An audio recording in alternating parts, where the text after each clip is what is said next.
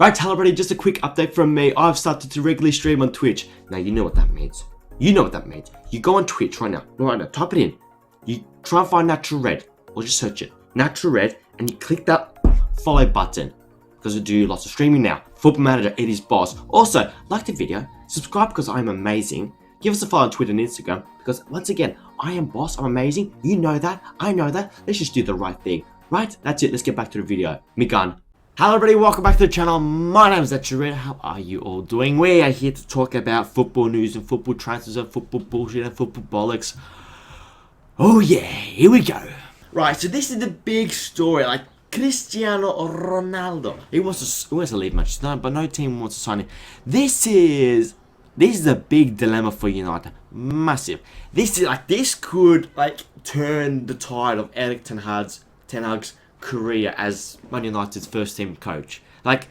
I'm big dead here. If he gets this right, or if he gets this wrong, or if he wants to, if he wants him to stay, or if he wants him to go, this could be very, very spicy, very, very salty and interesting to see what's going to happen.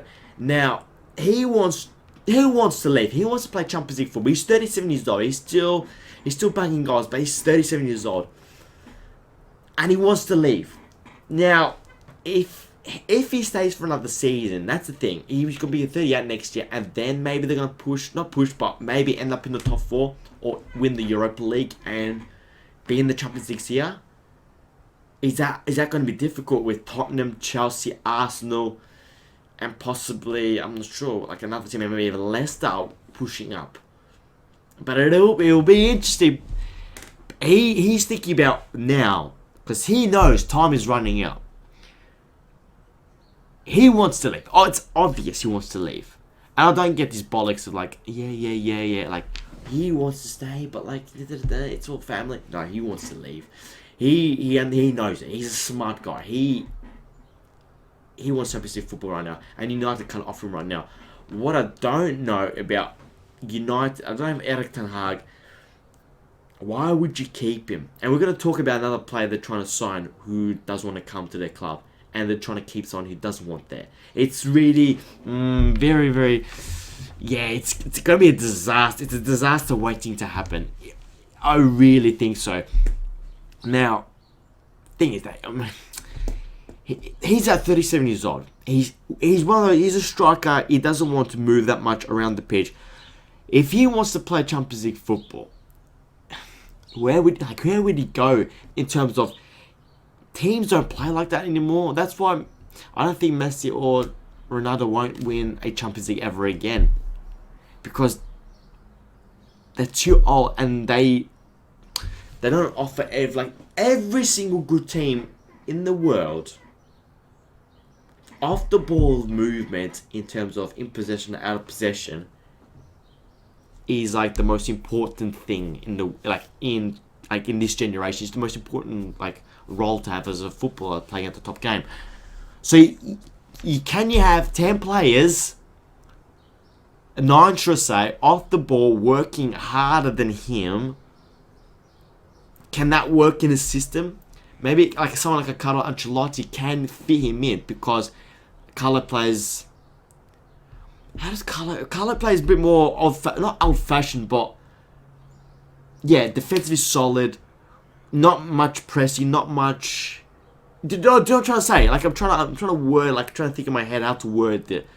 Maybe Carlo can get in, but I don't think he wants to move back to Real Madrid. And why would he? Karim Benzema is on fucking fire, and that's where he wants to play. Unless they want to go 4-4-2, but no one plays 4-4-2 anymore. But it'd be interesting, because Carlo plays whatever the team suits. He doesn't have a system color, if that makes sense. He's what plays? Okay, let's play like this. So he'll finish his junior if he wants to go to Madrid. Other talks is Atletico Madrid. Why? I mean, he's been at Real Madrid for how long? How long was he there? 9 years? Was it 8 years? 7, 8 years. Maybe 9. Why would he go to their crosstown rivals? I don't know if that would... he probably doesn't care. But in terms of, he probably cares about what Real Madrid fans think of him. Yeah. Other ones is Bayern Munich. Now, Bayern saw Lewandowski, but they've got Sadio Mane in the door. They've still got Gnabry and Leroy Sané. maybe Ronaldo goes to Bayern Munich. But even Chelsea's been obviously like teams are monitoring the situation. Like Chelsea said, okay, we're gonna have a look at this, but Tuchel's like, no. Tuchel's a hardline, pragmatic control manager in terms of, yeah, this is my way. Like, so is more, but Tuchel's more than everyone else, I think. That's why he didn't work at PSG, because it's his way, or the highway. Yeah, I don't know, because no one wants it, because you can't. First, you can't afford him. Most teams can't afford him. Secondly, he's not going to benefit your team when you don't have the ball. Does he have to accept that he is now? He's going to be a bit power player. He cannot be the figurehead, even though he's the name. The name Ronaldo is the figurehead. He cannot be in terms of the way he plays. Could it be like, okay, we'll play you a half every single? I don't know. I don't know how it's going to work. Is he only going to be Champions League football where the pace is different, where he's playing different teams and you're going to have most of the ball? Can you play him in the league where, no, we need this centre forward to work, and then you can come on in the 60th minute and then try your best to run? But he's not going to fucking run. It's never been his game as well. So yeah, it'll be interesting to see. I think he's going to stay because no one wants him, and like, fair enough. I understand. Even though he's given the ball, he'll fucking score on both feet, header, chest, whatever, shoulder. But him not leaving United and missing the preseason in terms of, like, preseason Man United has been like largely positive. Him coming in, I don't know. Maybe Varane will help mixture it, and who else will help? Maybe Sancho. I don't know. It'll be interesting because I have other news as well with United trying to buy someone else as well. Like, this is the other issue. Frankie de Jong has no interest in joining Man United because he dislikes the city and believes the club is run erratically. I mean, he is correct. Like, but this is a thing. Like, United are pursuing players and keeping players who don't want to be there. Does that make sense? Like, De Jong is an unbelievable player, and if Erik ten Hag wasn't there, like, De Jong was like 100%, I'm not going. But he's probably like, okay, 60%, I don't want to go there. And 40% is like, okay, Erik ten Hag, my favourite manager, and who's brought me up, who's made me the star I am today. De Jong is fucking unbelievable. But again, they're pursuing someone who doesn't want to be there. I don't know. It's something. It's gonna turn into a disaster. It really is, and I just don't know how it's gonna. I mean, it's how long? Another month to go with the transfer window, and maybe this is all just paper bullshit. Sky Sports. I mean, I don't know. Yeah, it just doesn't make sense. And let me know, United fans, what you think about Ronaldo and Frankie de Jong at this moment, especially since both of them don't really want to be there. Cucurella only wants Man City top. Brighton stuff weeks ago. He's intended to leave the club if Man City came in with a good offer. Now he's disappointed because of a high price tag. Now, Cucurella is good. He's a good player, and he's also young. Like, how old's Cucurella? Like, he's a young, attacking. Oh, jeez, what am I pressing here? Young, a good player, like a good fullback. He's only 24 years old. He's mobile, he's quick, he can put a wicked ball in, he's like sensationally going forward. Now they sold Zinchenko to Arsenal. Also, I think it's a good buy for Arsenal. I like Zinchenko. I'm Ukrainian, so I like Zinchenko. But I wonder what is Cucurella's worth, and I don't know what the price tag is for Brighton. I think he's not worth more than 50 million, I think. But what is Brighton? What's the high price tag? I'm not sure. But Man City are going for a left fullback. Like, Zinchenko's gone, and obviously the other ones in we won't talk about that. And they want Cancelo on the right hand side probably most intensely, especially if Cucurella comes in. Cucurella, I think, is a brilliant player, but it'll be interesting to see what's happening because if he's not happy with them, like, let's have a look what his value. Okay, this is their offer. City want. Okay, Brighton reject Manchester City's market Cucurella bid and demand 50 million. I think that's fair. I think Cucurella is a really good player, and he's young as well. They've offered 30 million. I hope to pay less than 50. If they get maybe 45, Brighton should accept. But it's not. I thought it'd be a bit bigger, but that's not that much.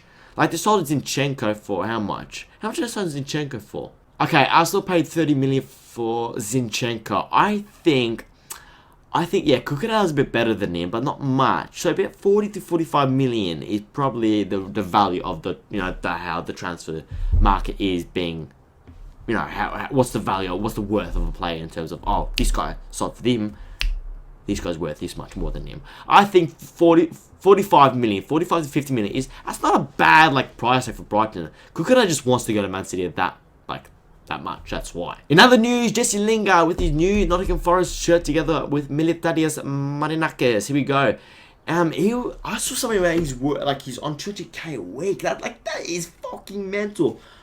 But when you get a centre midfielder, Forest need a centre midfielder. I've thought about knew this, but they need a centre midfielder who can help with the attack with Taya Owoni and all that. If they can get Lingard helping with Taya Owoni and get maybe 10 goals in the Premier, 5 to 10 goals and assists, maybe 15 goals and assists altogether, that's going to help them keep up. So, in terms of a wage, it's 200k a week, but it's only 1 year deal. The wage is mental, but I think it's a good deal. I think it's a really good deal. And in Liverpool news, it was a good win this morning against Rasenball Leipzig. We bet them 5-0, and obviously Darwin Núñez scored 4 goals. The first and last goal was a bit okay. Wasn't great, but the second and third goal in terms of movement and cutting back and it's been, I think it's exciting to it. That's a proper centre forwards goal, the second and third goal, which is excellent to see. That's what we want from him. And he's slowly building up fitness, and yeah, he scores 4 goals, which is beautiful. But it was a really positive performance. First half was really controlled. Van Dijk's passing was really good. I thought Keita's pressing was sensational. Diaz, Salah, and Firmino linked up beautifully, I thought. And Thiago's pass was not bad. Robertson, Trent were working hard. And in the second half, we saw Carvalho and Elliott come in, and we saw Milner play at fullback. Curtis Jones had some good moments. Carvalho's assist for the 4th goal basically heads it over the player, with control, but guides the head above his opposition player, runs past him and drives into space, gives the assist to Darwin Núñez. I'm thinking, yeah, Carvalho, this is what I want. This is what we want to see. Pre-season's all okay, with little moments, oh, this is a moment we want to see more, and then this one, good stuff. It's really positive to see. Yeah, but Núñez 4 goals, Salah with a tidy finish. It's all positive for the Reds, all positive. Okay, we'll leave it right there. Thank you so much for watching, and we'll see you later.